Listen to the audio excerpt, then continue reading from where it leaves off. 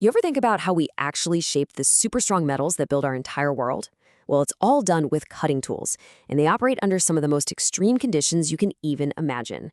So today, let's dive into the secret life of these incredible tools and the epic, microscopic battle they fight every single second they're at work. It really feels like a contradiction, doesn't it? I mean, if a tool is hard enough to just slice right through a block of solid steel, how in the world does it ever get worn out? Well, that is the big question we're digging into today, and the answer, it turns out, reveals this hidden world of incredible violence and some really fascinating physics. You know, a dull tool isn't just some minor annoyance. It's a huge problem. It costs money, it wastes energy, it creates a ton of scrap. A nice sharp tool gives you that beautiful, clean finish, it uses way less energy, and it gives you incredible precision. But a worn, blunt tool? Oh boy. You're looking at poor quality parts, you need way more force to get the cut done, and worst of all, you risk a catastrophic breakage that can completely destroy the part, the tool, and even the machine itself. So yeah, understanding wear is absolutely crucial for manufacturing. Okay, to really get this, we've got to zoom in, like way, way in. We're about to witness the invisible battle that rages on a microscopic level every single time a tool makes a cut. Just try to picture this. The very tip of that cutting tool pressing into solid metal. The pressure is just immense, and the friction generates an unbelievable amount of heat. We're talking hot enough to make the metal literally glow red hot. This tiny little spot, the tool-chip interface, is one of the most hostile environments in all of engineering. It's ground zero for tool destruction. So what's really going on in that crazy environment? Well, it's not just one thing. It's more like a team of villains.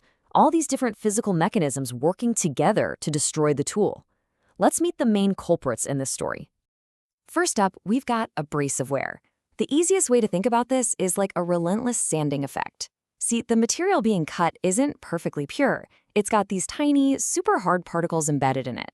As that tool plows through, those little particles act like microscopic sandpaper, just scratching and grinding away at the cutting edge, bit by tiny bit. Next on the list is adhesive wear, and this one is even more dramatic. The heat and pressure gets so intense that tiny fragments of the workpiece, the metal being cut, literally weld themselves onto the tool's surface. Then, as the chip flows past, these welded bits are violently torn off, and they rip out tiny chunks of the tool right along with them. It's this constant, brutal cycle of sticking and tearing away. Now, all that adhesion can sometimes lead to something called a built-up edge, or BUE for short. This is a real troublemaker. It's when a whole layer of material from the workpiece just piles up right on the cutting edge. This can actually change the tool's shape, which completely ruins your precision. And when that unstable edge finally breaks off, it can take part of the tool with it and leave a really terrible finish on your part.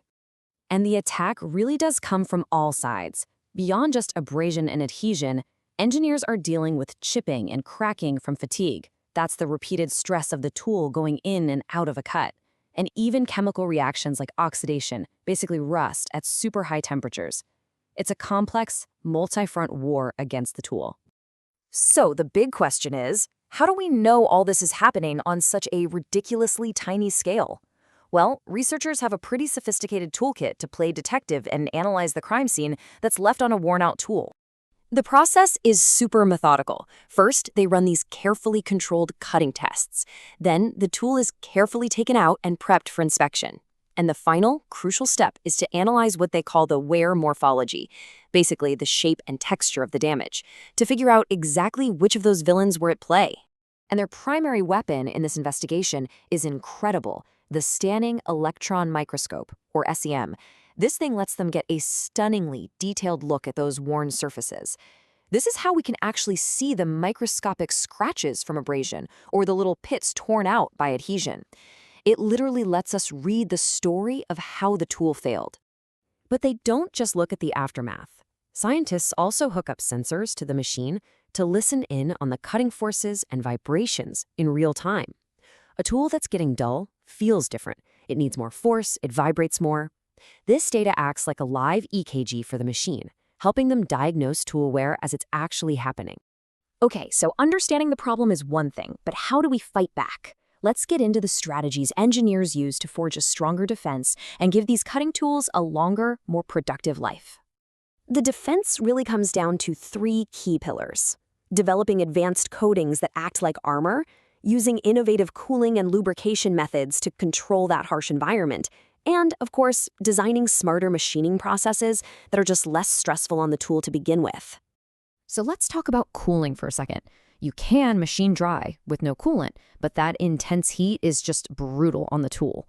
A more modern approach is MQL, or minimal quantity lubrication. That uses a fine mist of oil to cut down on friction. And for the really tough jobs, there's cryogenic machining, which blasts the tool with supercooled liquid nitrogen to pull a massive amount of heat out of the cut. And the innovation happening here is just amazing. Check this out.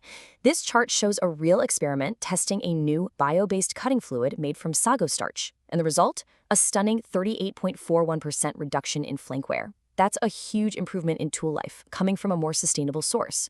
For a manufacturer, that means lower costs and less downtime. And here's the kicker. Getting these conditions right can be a total game changer. When researchers nail that perfect combo of temperature and cutting speed, they've shown it's possible to slash tool wear by a staggering 86.45%. That isn't just a small improvement, that's a complete transformation in efficiency. The other major line of defense is coatings. Modern tools are often covered in these ultra-thin, super hard ceramic coatings with names like titanium aluminum nitride.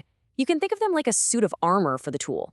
They're slicker, which reduces friction and that sticky adhesion, and they are way more resistant to heat, protecting the tool underneath. This battle against wear is constantly evolving. I mean, the research that's happening right now is paving the way for the smart factories and the advanced manufacturing of tomorrow. So what's next on the horizon? The future is definitely smart. We're talking about AI systems that can predict when a tool is about to fail just by listening to its vibrations. Researchers are designing self-lubricating coatings and using things like vibration-assisted cutting to reduce friction even more. There are even models that can predict tool wear just by analyzing the color and shape of the little metal chips flying off the part. It's wild. Which kind of leaves us with one final thought. We've gone from just looking at a worn tool to developing high-tech coatings and AI predictors. The progress is just astounding. But it really begs the question, with all this innovation, as our tools and processes get smarter and smarter, will we ever completely conquer these villains of wear and engineer a cutting tool that truly lasts forever?